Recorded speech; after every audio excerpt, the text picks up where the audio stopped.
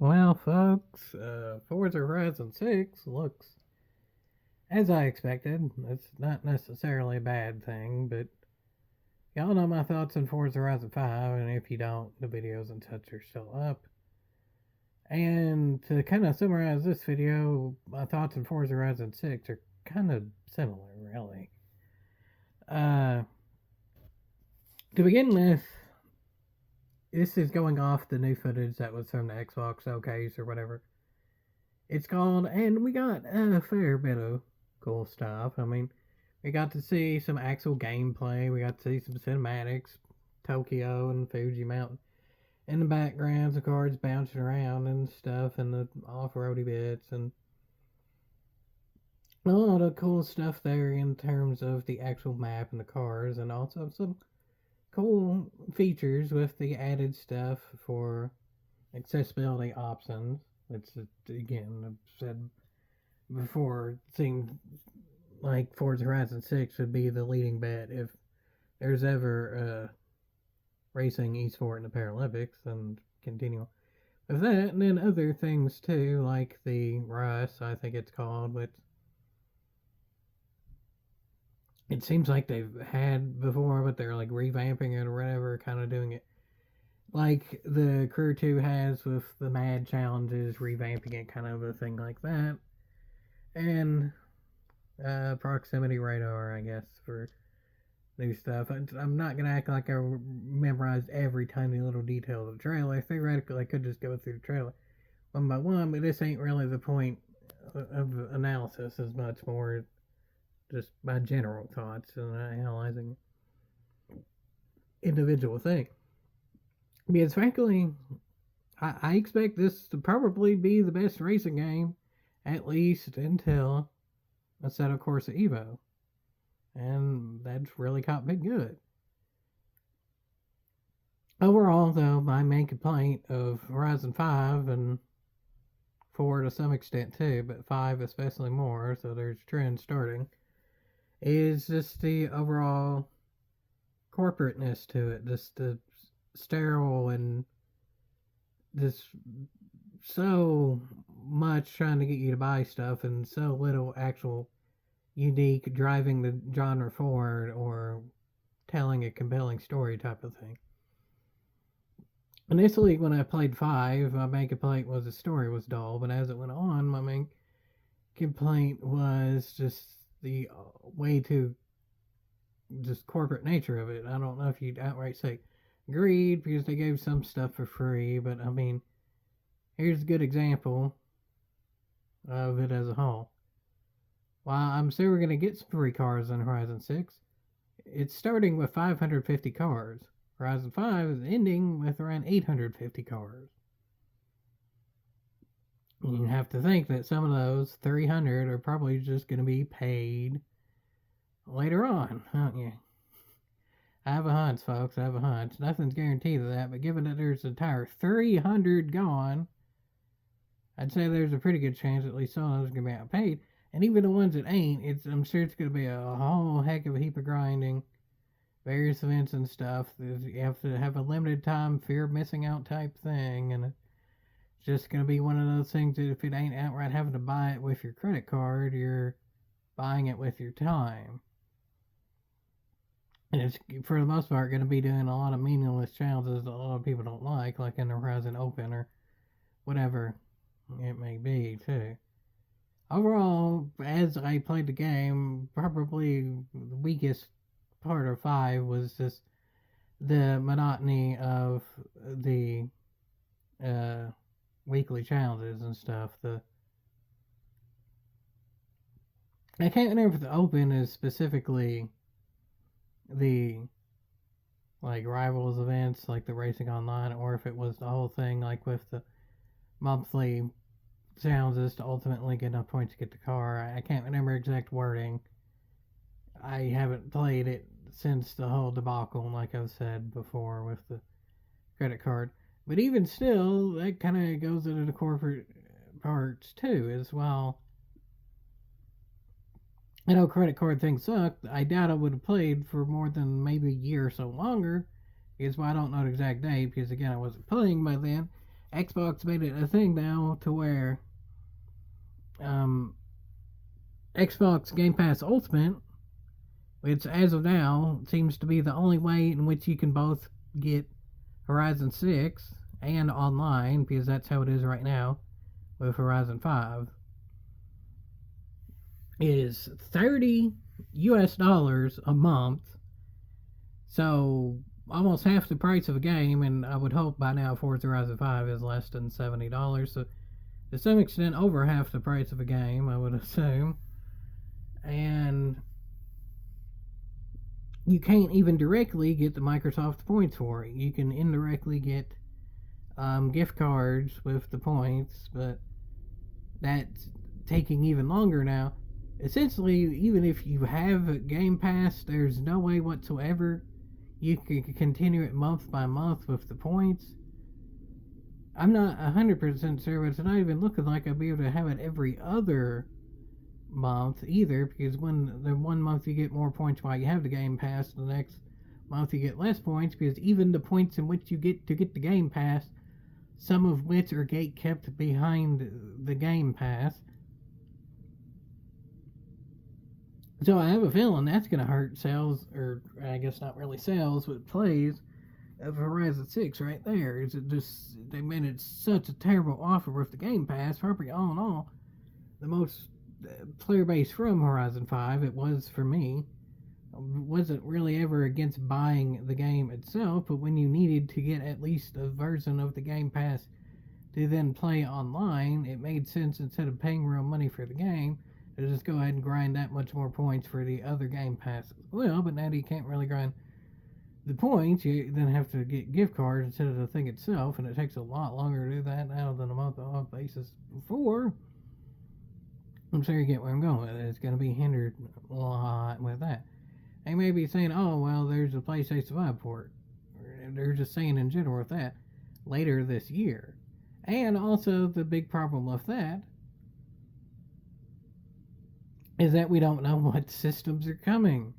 We don't even know if there's going to be a next generation Xbox.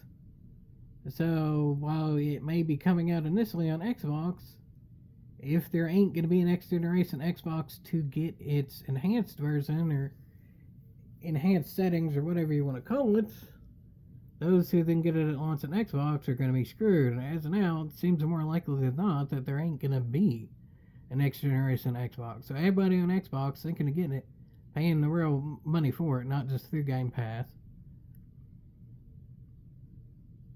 You might not have a console after this one to get the improved graphics or whatever. Best bet is probably just get it on PC, really, and then you just upgrade your PC whenever you want. But the PC that can run it, I guarantee it's going to be way out of my price range, especially with the CPU stuff going on and blah, blah, blah. So that's iffy. And, I mean, obviously just the greed of the game itself. While nothing's been officially announced yet, there was no way there's going to be less greed than 5. I guarantee we're going to get a paid DLC that's quite expensive. I guarantee we're going to get season passes and yearly passes and blah, blah, blah, blah, blah. That's going to be crazy expensive. And a lot of those are going to have the cars that were in Horizon 5, because we saw that from Horizon 4 to Horizon 5. So I really see no way that ain't going to continue from 5 to 6. And blah, blah, blah, blah, blah. If I had to sum up Forza Horizon 5, I would sum it up as capitalism. For the best and the worst. It's modern capitalism. That's how it's summarized Horizon 5. And overall, I'm not going to spoil tons because I had my previous reviews of it, and I'm probably just going to do an overall retrospective of it too. But to kind of hint at it, I mean, there's a genuine argument that capitalism is still the best system out there, but there's plenty against it too. So, I mean, I'll put it like that. I will probably do a Forza Horizon 5 retrospective. Probably my plans with Horizon 5 is I'll do a video of best of in terms of the actual footage, and then I'll do a retrospective by the time 6 releases. But, am I going to get 6 on release? That might also be another video, because there's still other stuff to still factor in there as well. Things like what games are coming out for what consoles, and maybe there's still a chance that we even get like Forza Motorsport on PlayStation and things like that. I would give it this very slight life to it, to not have it be completely dead if we were to get Forza Motorsport on PlayStation. That would be certainly interesting. But yeah, I mean, everything the trailer shows directly looks amazing, but everything the trailer shows are kind of also expected. I think Fuji was already confirmed. It seemed like at one point they already were showing the mountain in the background, so we knew about Fuji. I mean, we could have expected all the cars in there. Really, don't quote me 100%. But it seems like the only truly new thing to the series is the cover car that GRRC or whatever the hybrid V8 one. That's the cover car. I mean, maybe there's some stuff, Easter eggs in the background and things like that. But in terms of what was truly showcased, it seemed like the only really truly new vehicle to the game. So that's if you look too. I mean, obviously, there's going to be more footage shown before the game comes out, I'm sure. I doubt I'm going to review every little thing. I mean, even with this, I'm not reviewing the exact specifics, so obviously they don't want to spoil everything in one video or conference or whatever you really want to call that, segment, whatever. But a lot of the times of modern games, they can show whatever they want to try and make it amazing, but a lot of the times the most important things is what they don't show. The monetization, the connection issues, the bugs, the glitches, the grinding, all those things. All those are as, if not more important than what they do show. And given the track record of Horizon 5 with the, in some ways, greed, maybe not completely, maybe it doesn't get summed up in one word as greed, but certainly over trying to monetize the players, I'll put it that way. And plenty of bugs and glitches in there too, like tons of hacking on the speed traps in 5. For all I know, that's still going on. I didn't hear of it ever getting fixed, I'll put it that way. Tons and tons of like falling through the map glitches and trying to get all your friends connected in the same lobby type glitches and things like that. Horizon 5 was iffy at launch, I'll put it that way. There's videos of me playing at launch. It was iffy, that's for sure. There was a glitch that helped a lot with progressing. The thing with Willie's Jeep that you could get progress a lot farther. I can't even really remember the specifics, but I did it a whole heck of a heap. I'll put it like that. So in the grand scheme of things, the launch actually kind of helped me because I did that glitch. But in reality, we don't really know this for 6. Is it going to help the players? Is it going to hurt the players? Who knows? We really don't. So always remember, is what they do so can be absolutely amazing, and it is for the most part. But what they don't so is probably going to be in the long term what matters more. To end off, I mean, I agree with the general sentiment of everyone. Is Japan has seasons. That's by default an improvement on Mexico. To me, Forza Horizon 5 was overhated with the season thing, but again, I'll get into that in a retrospective, and I still even said it initially. Is that, well, realistic, Mexico doesn't have as much season change as Japan or England previously, or whatever you want to put there. Probably Mexico, all things considered, has the least seasonal change of any location there's ever been for a Forza game. So, I mean, of course it is. But with Japan, I'm sure that would be executed amazingly, and the graphics of the game will probably be near 10 out of 10. The accessibility options seems to be the best of any racing game out there. So in terms of race games, it's pretty much a 10 out of 10. It's important for me with the Paralympic thing. The car list is still good, but you can see the monetization popping up there too. That's for sure. The customization options mostly the same. I'd say about 90% the same, but at least a bit added. It's Japan. I mean, that's probably the customization center of the world. I hope they're and at least some stuff unique. And we already know the physics are great, especially with them partnering now with Turn 10. That seems like a match made in heaven. With it being set in Japan, so many people are rumoring, well, I don't think anything's been out right confirmed, that there will be racetracks in the game as well, especially because they've already shown proof that there will be the R class cars for racing. So to me, it makes very much logical sense. Maybe they're just simply not done yet. They're not finished enough to showcase yet that there will be racetracks, and that will be amazing. The first Forza to be able to seamlessly go from cruising on a road to running 100% race focused thing on a track will be amazing. And just the builder in general, they've said things about that too. The customization of both the house and the tracks and stuff, and in that way, it's somewhat be seamless as well. But I mean, even that ain't really pushing the genre forward.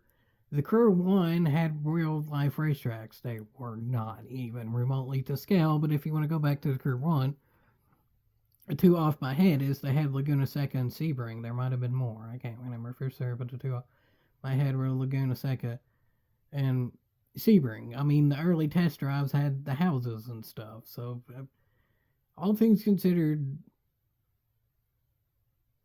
I expected going in that this wasn't really going to drive the genre forward tons. It was just going to have a lot of amazing things that are already there. And that's looking like it's going to continue. I expected there to be Tokyo, because it seems like there were already hints of talking about the city in terms of like development updates and stuff.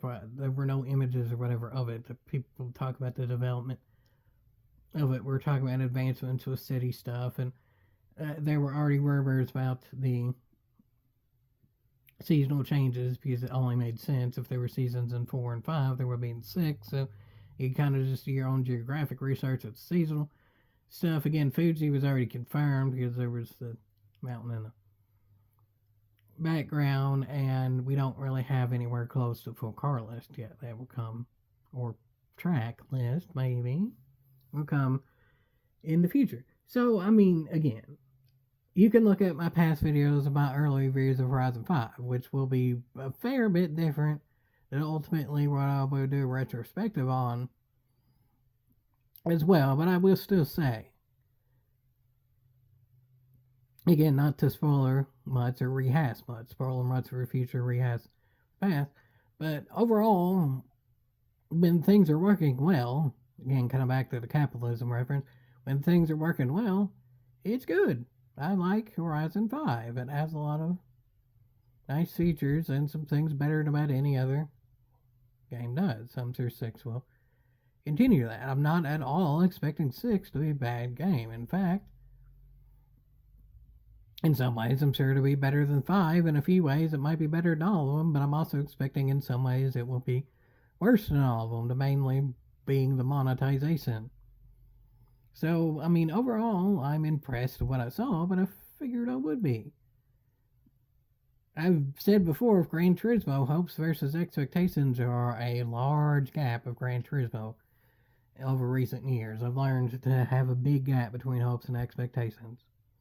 But with Horizon, that's kind of been the same formula for a while, and they do that formula well, but it is formulaic, for lack of a better term.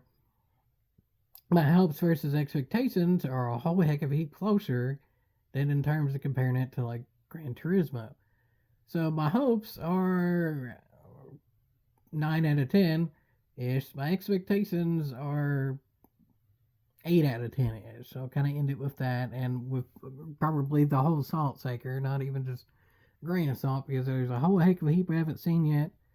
And there's a whole heck of a heap of time before I'm going to play it, too, because I'm most likely going to do a video about being done with Xbox in general, but that's as much economic as anything. If I had the money, I would consider playing the game, but even still, consider it. I'll probably do a video on my future with Xbox, and probably do a Horizon 5 retrospective. We're almost guaranteed with that. And things of that. But for now, again, not to rehash tons of the past, not to spoil tons of the future. But overall, to sum up now, yeah, from what we know now, Horizon 6 is worth the e-haul. But there's still plenty of stuff that we can all see coming as well that simply ain't. Although, if somehow it ends up in the Paralympics, yeah, I'll spend as much money as I possibly can on it. For take that as you may.